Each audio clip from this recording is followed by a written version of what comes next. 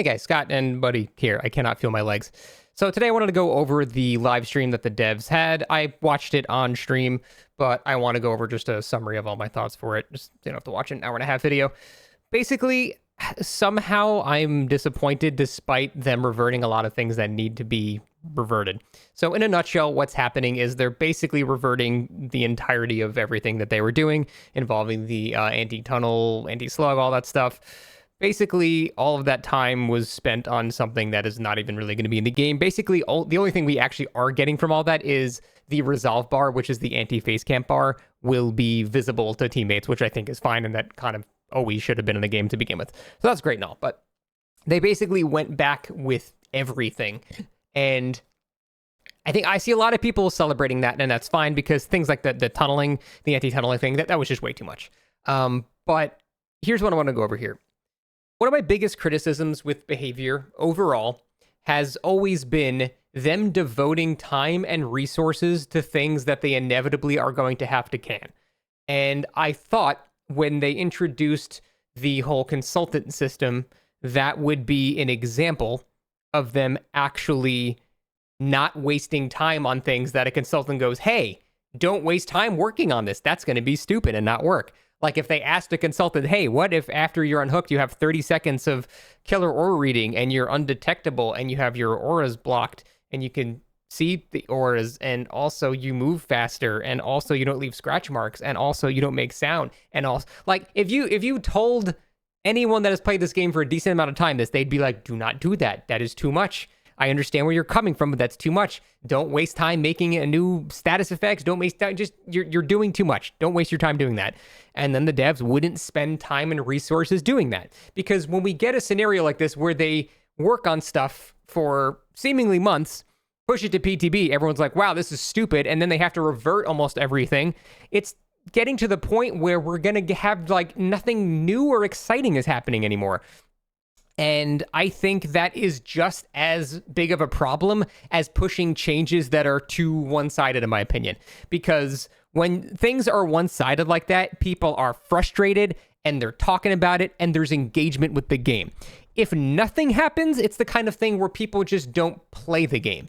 And I think bad conversations about the game are better than no one talking about the game whatsoever. It's the kind of thing where, like, even if I forget the exact phrase, but it's like, the worst news you can hear from a game is nothing. No news is the worst news because it means the game is stagnated. And with this whole Operation Health thing and with them delaying new content and stuff like that, we've basically just had nothing new. They were about to throw a massive curveball and then they just didn't throw it. And now we're just like, okay, so now just nothing's happening. And I don't want to hear like, oh, well, you know, you guys all complained about these changes and now you're complaining that they're not doing these changes. Like, there are some things with these changes that I have said in like 5 different videos that I wanted them to do. I think the anti-slug thing was a completely fair example of something that they wanted to change because it would really help those fringe scenarios where you're slugged for, 2+ minutes a game, which is absolutely miserable. And I think that was fine. And especially the system they had where, it compounds with the more people that are slugged. But if it's only one guy slugged, it's even less, in favor of the survivors. Like, I think the system they had was fine. And at the very least, it would have been something a little tiny bit different with the game. But I am scared of stagnation with Dead by Daylight more than anything. More than bad changes, more than bad balance. I'm scared of nothing happening. And I know that's not a take that everyone will agree with. And maybe people that have less hours in the game don't agree with that. And that's completely fine. That's just my personal opinion of it. No changes are worse than bad changes, in my opinion. Like I said, though, a lot of it was too far, and I'm glad that they are reverting a lot of that, but it is incredibly frustrating to see that kind of stuff. The other major thing I wanted to brush up on was the pallet density changes, which they kind of briefly talked about. Now, they didn't really say that they were going to be removing pallets.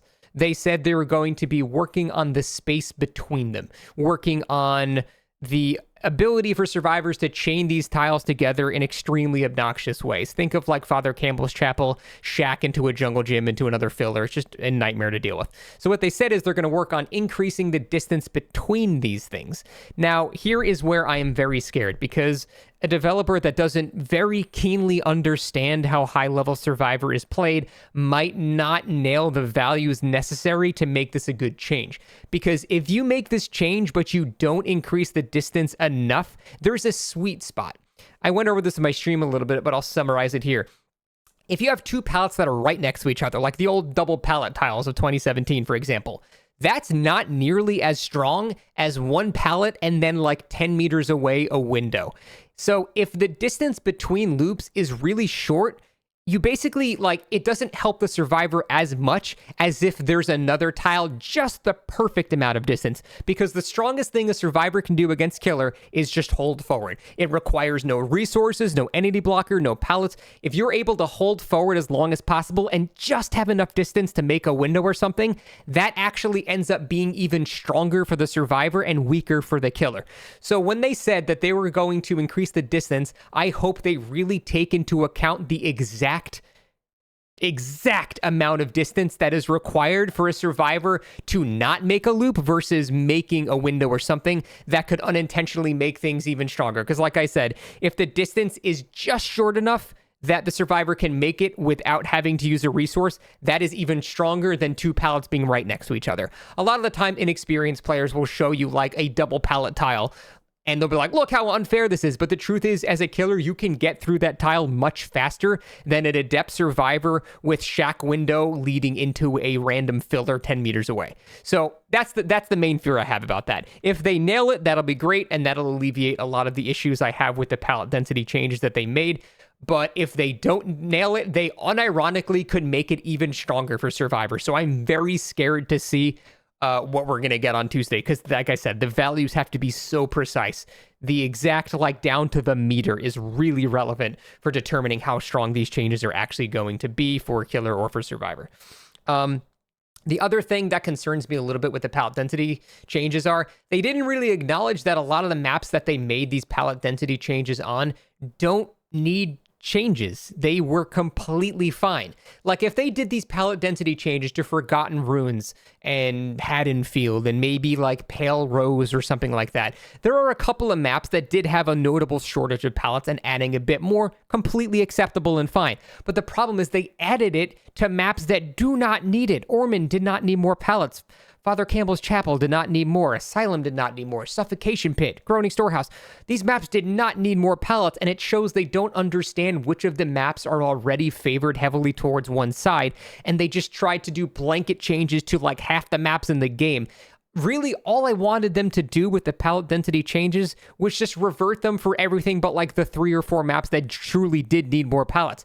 Every other map was totally fine. They didn't need more. The game was pretty decently balanced in my opinion. And all they did was just throw a wrench in maps that were already just fine. Behavior is like very good at just breaking things that are already working fine. And that is my main concern with the pallet density, and they didn't seem to address that at all. So we'll see exactly what they do there, but those were like the main things. Basically, pallet density could be even worse, but we're going to have to see exactly how it is on Tuesday. And then in a nutshell, nothing else is really changing. Overall, I'm kind of disappointed that nothing is changing because it's boring, but I'm glad that the anti-tunnel changes specifically are being reverted, because those went simply too far. I do want to see a world where killers actually get some type of reward for unique cooks that's tangible, and I would like to see some type of effect that does make trying to tunnel a survivor at 5 gens not the preferred strategy. It seems they have not nailed that, and it seems they're too scared to try something like that, so that's a bit of a shame, but man, I'm just so mixed on this. Basically, in a nutshell, I feel like they just wasted the past 3 months doing basically nothing, and that just makes me feel like shit about the game. So I don't know. I can't say I'm happy with this, but I can't say I'm upset either. I'm just in a constant state of, all right,